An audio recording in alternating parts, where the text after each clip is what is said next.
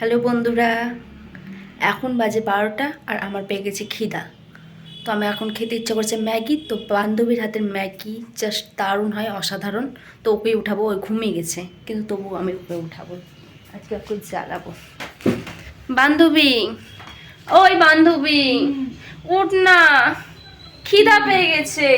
Biscuit আছে না, খিদা পেয়ে 12টা বেজেছে, বেশি বাজিনি।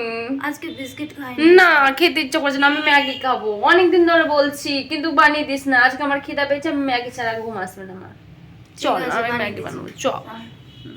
কাটাকাটি শুরু করে দেওয়া হলো।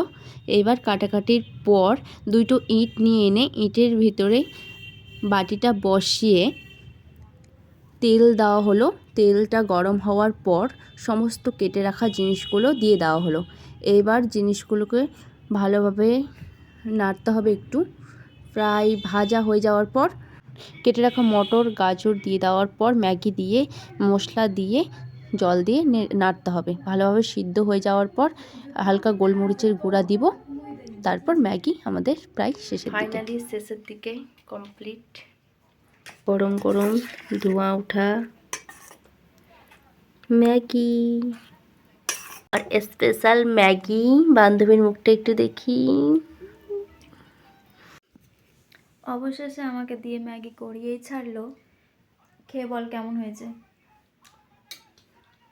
দারুণ,